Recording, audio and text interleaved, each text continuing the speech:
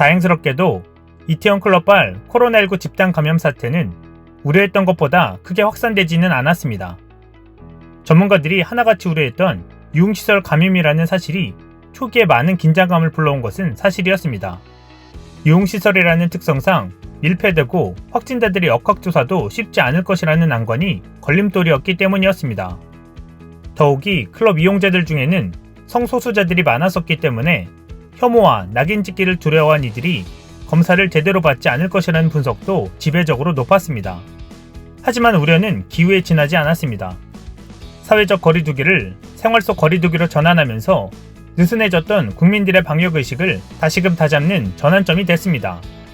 한국은 그동안 내세웠던 K방역의 지침대로 대량 검사를 통한 신속한 정보 공개와 의료진들의 헌신적인 진료로 다시 한번 그 효과를 입증할 수 있었습니다. 클럽을 중심으로 수만 건의 통신 기록과 CCTV를 분석해 해당 인원들을 파악하는 데 집중했고, 연락이 닿지 않는 사람들에게 강한 법적 조치를 경고하기도 했습니다. 이후엔 익명검사를 도입해 부담을 덜어주는 정책으로 돌려 많은 인원들이 자발적으로 검사에 참여할 수 있게 유도했습니다. 19일 기사화된 확진이 의심되는 베트남 불법 체류자도 베트남에서 귀화한 경찰관의 도움으로 끝까지 찾아내 격리시설로 옮길 수 있었습니다. 이외에도 조금이라도 의심되는 시민들은 자발적으로 검사에 협조해 이 사태를 진정시키는데 큰 힘이 됐습니다. 이 때문에 18일 이태원 관련 누적 검사자 수가 무려 6만 5천여 명으로 폭발적으로 늘었습니다. 이러한 대량 검사를 통해 14일 26명까지 늘어났던 확진자 수는 17일 6명으로 한 자릿수의 감소세를 보였습니다.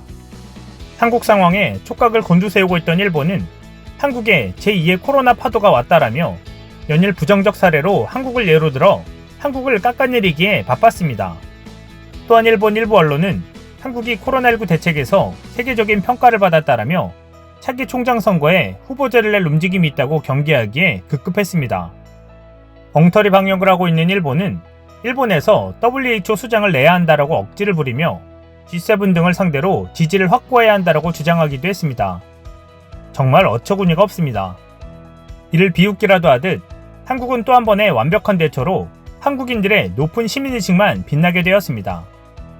뉴욕타임즈는 한국 정부는 적극적인 감염검사와 추적, 마스크 착용, 거리두기, 대규모 발병지에 대한 집중 단속 등 대대적으로 다방면의 방역 대책을 구사했다라고 평가하면서 현재 한국의 도시 풍경은 시민 대부분이 마스크를 착용한 것만 빼면 코로나19 사태 이전으로 돌아갔다라고 전했습니다. 문 대통령도 지난 17일 SNS 메시지를 통해 마스크와 거리두기라는 방역 수칙을 잘 실천한 것이 추가 확산을 막는 안전판이 되고 있는 것이라며 국민들께 감사 인사를 전했습니다. 결국 한국의 K방역 시스템은 이러한 최악의 감염 상황 속에서도 통할 수 있는 최선의 방법임을 다시 한번 입증한 것입니다. 코로나19가 완전히 종식될 때까지 긴장의 끈은 놓지 말아야겠습니다. 이상 시윤TV였습니다.